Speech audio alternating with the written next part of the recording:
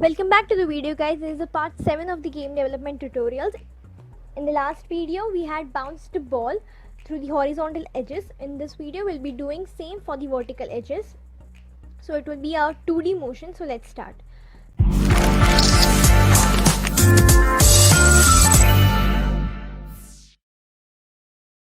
So like we did for the x axis, we need to do the same thing for y axis. Okay, so first of all we'll define two variables, copy the variables and paste it once again. Just change the variable over here y as y because we are doing it across the y axis, which is the vertical axis, and over here also y. Over here let's change the speed to 4 because 10 will be too fast for the vertical edges, so it will move 4 pixels per frame. Now over here into the move everything code, just write one more statement: ball y equals ball y plus ball speed y and semicolons, and copy the same conditions that we gave for the x-axis. Copy them and paste it once again. So we need to just change the variables over here.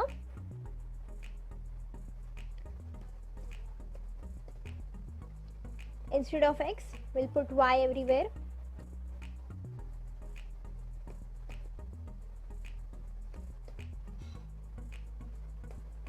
Okay, and over here in this condition, if ball y is greater than canvas width, over here we'll put canvas height, which we defined up in the code as 600.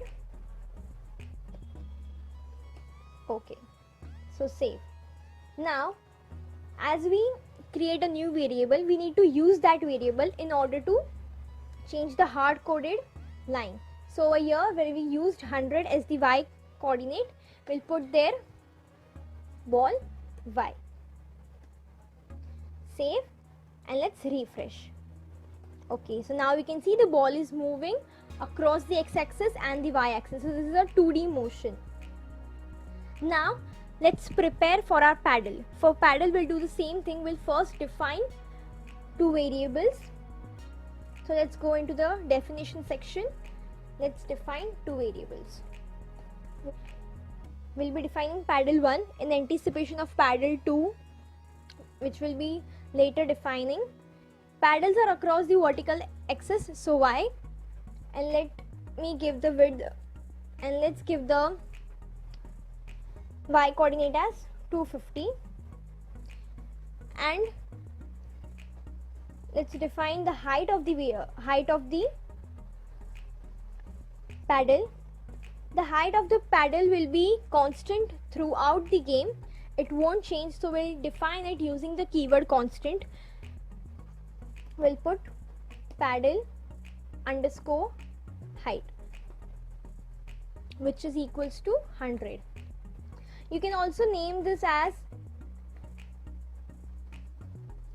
paddle height, which is in all caps, so it's somewhat unique than other variables and it stands out in a different manner. This convention of naming came from the C language of all caps, because in C language we define the hash define line with all caps, so you can define it with this also and whatever you like. So now we created two more variables. Let's use that variables.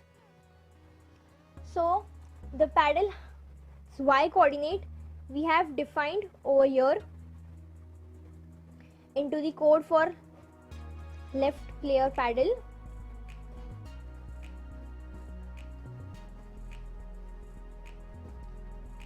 So in place of 100, let's put paddle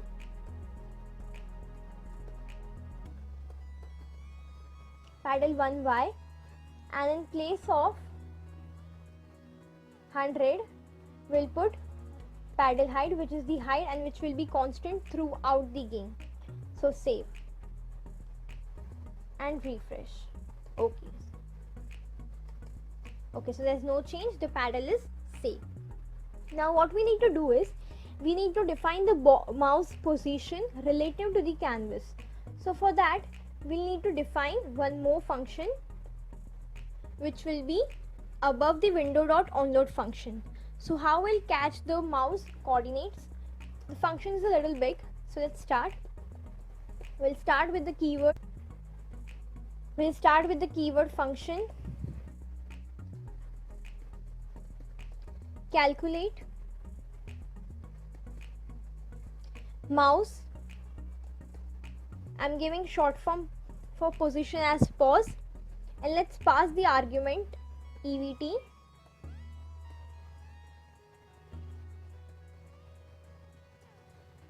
Let's define a variable rect, which is equals to canvas dot get bounding client rect. That's a function, so parentheses. Okay, so I made a typo over here, it will be G. Then we'll define one more variable as variable root, which is equals to document dot document element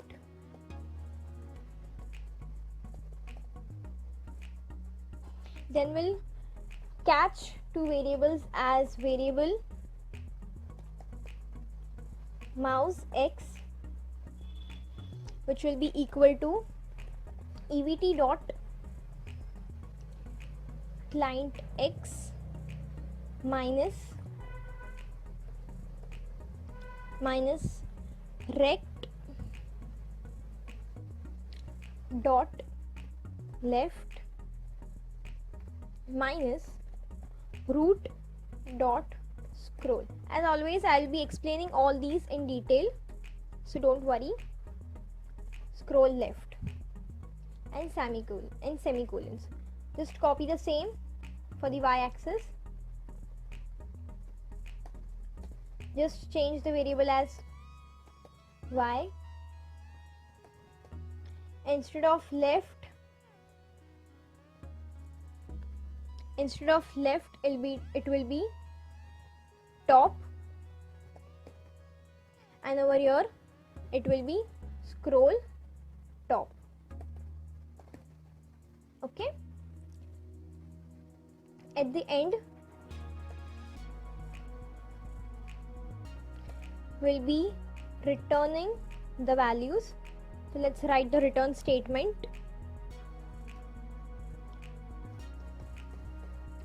Return x mouse x, y colon mouse y, and the closing brace, and after that semicolons. So over here, let's understand the function. So I have created a function with the name called calculate mouse position. Over here we are passing the event argument, which is which will take the coordinates of the mouse x and y. Variable rect saves the value of the canvas, which is the black rectangle of 800 by 600 pixels. Then we are having the document element in the variable root, which will handle the canvas, and over here we have two coordinates, variable mouse x and variable mouse y. So if I discard these variables, what will happen is, regardless of where is the canvas, where is my mouse, if I scroll down or if I don't scroll down, it will always give me the same coordinates of my mouse. So inserting these two variables into our code gives us the calculation of where my mouse is within the canvas, not outside the canvas. If my mouse is over here, it will give me the coordinates from here. So we have defined a event over here. So let's save that. Now how to handle event For that we'll need another statement. So let's define that statement into the window.onload function. For that we'll type canvas dot add event listener.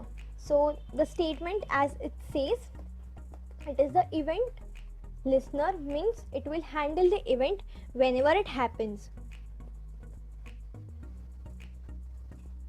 Inside that we'll give the event as mouse move. In JavaScript and in many other languages, this is the way to handle events. So here what event is happening is we are moving the mouse. There are many other events like mouse up, mouse down, mouse click, on click. So like that you can change this mouse move according to you. Over here we are moving the mouse, so we'll use that event. Comma will again define a function in the inline form. We'll pass the coordinates of the mouse, which is the EVT, and then create a function.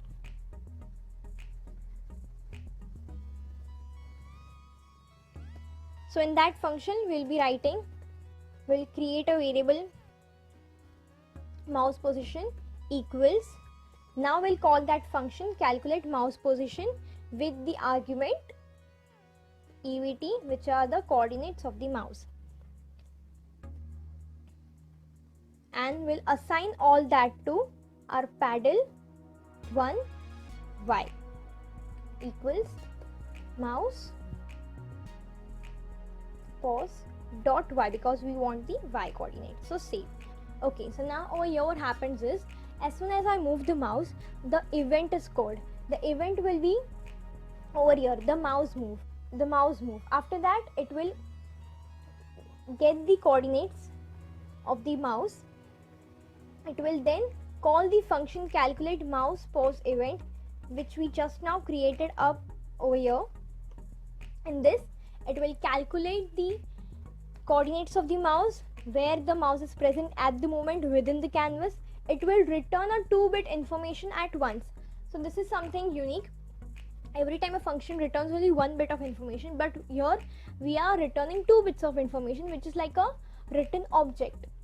So the x and the y coordinates will be written and saved into the variable mouse pause. And then we are assigning the variables y coordinate to the paddle 1y, which we created just now. So save. And over here where we have created the paddle's y coordinate, we already assigned that value. So let's save and refresh. Okay, so after saving and refreshing the browser, we are getting a error, which is it's saying that it's a syntax error. So let's have a look. It's on line 95. Here on line 95 we have a script tag. So somewhere in the between we must have forgot one brace or a bracket. Let's have a look. Okay, so got it. Over here we have left out one bracket.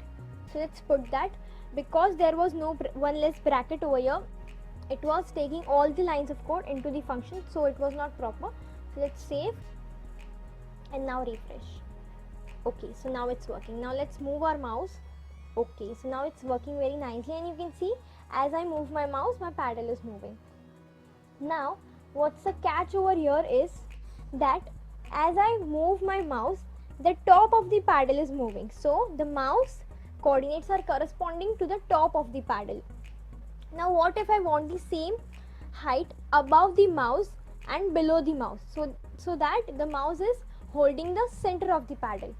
So the height of the paddle right now is 100, which we defined up over here, which will not change throughout the code. So what we can do is, over here getting the coordinates, let's just subtract the paddle height divided by 2. So now what happens is, the half of the height of the paddle is subtracted from the coordinates, and then it will move the paddle. So let's save and refresh. Okay, so now you can see my mouse is holding the center of the paddle. Now let's change the height of the paddle and see that if it works as it is. Let's make the height to 250. Suppose the game is going tough and we need it to be easy. Let's increase the height of the paddle. Save and refresh. Okay, so now you can see it, the paddle is very big and my mouse is still holding the center of the paddle. Now let's make it too small to see that if it's consistent throughout the size of the paddle. Save and refresh. Okay, so now the size of my paddle is 50 and it is still holding the center. Let's make it more small. Let's make it somewhat like 10. Save and refresh. So now you can see it's very tiny, but still it is holding the center of the paddle. So that's pretty good. It won't change as the size changes. Let's get back to normal and put it 100. Save and refresh. Okay. So now we have a paddle moving according to the mouse and the 2D motion of the ball, which was the very important part of the game.